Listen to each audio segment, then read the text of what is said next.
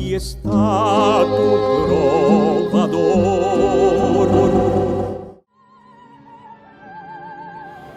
La influencia de la lírica italiana y la musicalidad cubana en la canción yucateca es muy importante en muchos aspectos de su composición e interpretación, desde la técnica vocal de las escuelas europeas hasta la influencia de los géneros musicales cubanos como la guaracha, la habanera, el bolero, etc.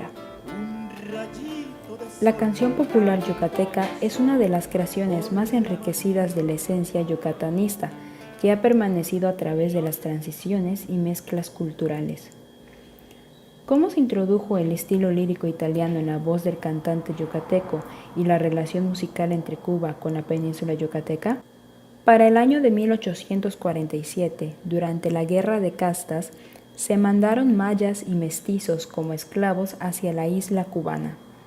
Gracias a la proximidad geográfica entre la península y la ya mencionada isla, a inicios de la Guerra de los 10 Años, en 1868, llegaron los migrantes cubanos a tierras yucatecas.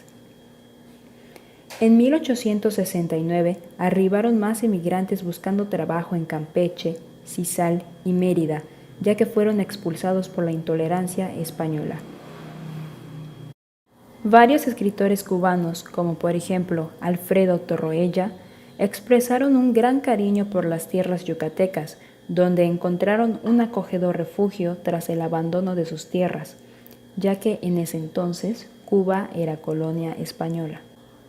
Fue gracias a todo el movimiento social, a esa gran relación de hermandad entre Cuba y Yucatán, que hubo un intercambio cultural muy importante, dejándonos un eco del sabor caribeño en varios ritmos que habitan en géneros de composiciones yucatecas como la danza, el bolero, la guaracha, la clave, entre otros.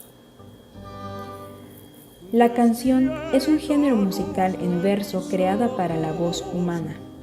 Hay registros de que en 1880 se crearon las primeras canciones con carácter romántico. Una de ellas es la canción Danza Despedida, con música de Chancil y texto del poeta José Peón Contreras. La danza o habanera es un género considerado elegante por su melodía expresiva y su balance rítmico en división binaria, que resultó de la contradanza cubana. Un ejemplo de este género de influencia meramente cubana es En bandadas alegres, de Pedro Antonio Oil Calderón.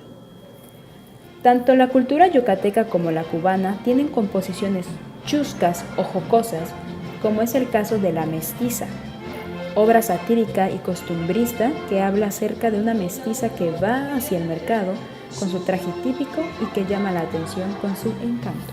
Lo más notable es el sabor caribeño, en otras palabras, ese feeling en su libertad rítmica que, por ejemplo, nos transmite la guaracha cubana. En 1883 nace en Cuba un género que marcaría la música romántica en el mundo, el bolero. Gracias al compositor y trovador cubano Pepe Sánchez, con su creación considerada como el primer bolero de la historia, Tristeza. En 1918 nace en tierras del Mayab el bolero yucateco Madrigal, con letra de Carlos Méndez y música del compositor Enrique Galaz Chacón.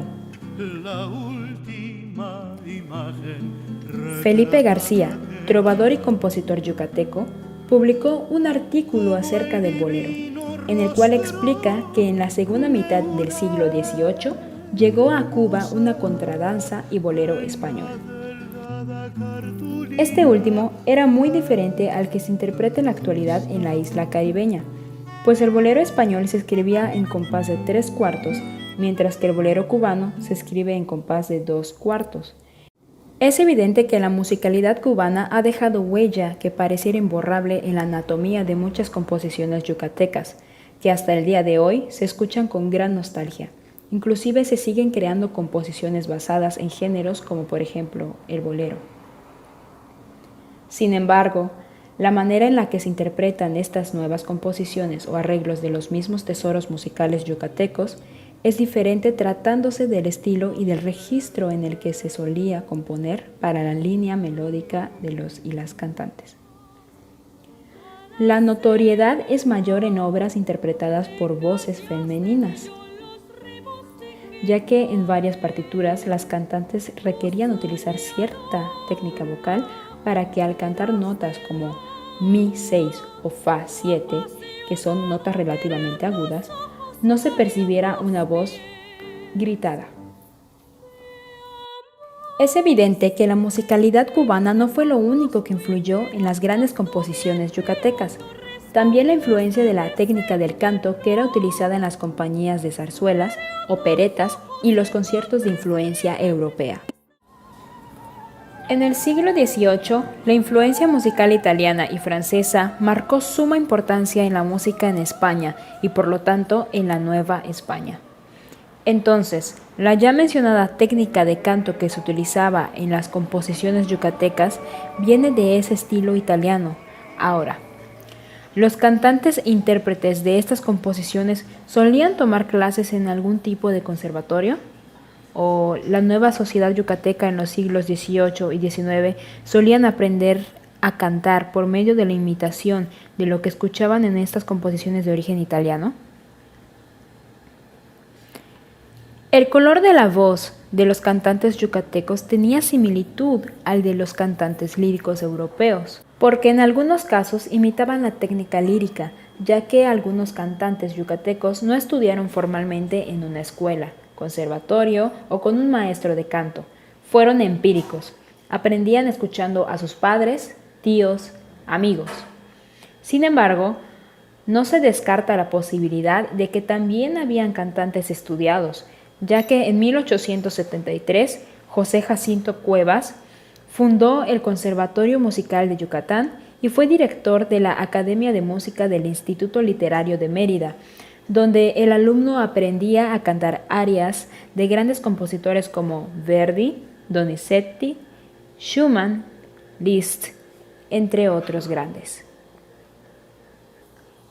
Al día de hoy escuchamos composiciones como por ejemplo Nunca, de Guti Cárdenas, con grandes interpretaciones con un estilo muy distinto a como era interpretada en la época en la que fue estrenada, y con centenares de arreglos musicales. Voces como Estela Núñez, José José en dueto con María Medina, son ejemplos de diferentes interpretaciones de la canción ya mencionada. Sin embargo, en las partituras recolectadas del álbum de canciones yucatecas de Pedro Carlos Herrera y Luis Pérez Sabido, nos indica que en esta composición llegaron a cantarse notas relativamente agudas en zonas no climáticas de la canción. Esto se debe a que en esa época la técnica y estilo vocal de los y las cantantes solía ser más cercana a la que hoy llamamos lírica, operística o clásica. Aún hay interpretaciones fieles a las partituras rescatadas de las originales. Sin embargo, para cantarlas, al menos en el caso de intérpretes femeninas, utilizan el recurso de cambio de registro vocal por medio de pasajes vocales, pecho a cabeza, lo cual nos indica que efectivamente se requiere de una técnica de canto en específico. Podría decirse similar a la ya mencionada lírica, que viene de las escuelas europeas de canto, a menos que utilicen el recurso del falsete, el cual se deslinda totalmente de la técnica lírica.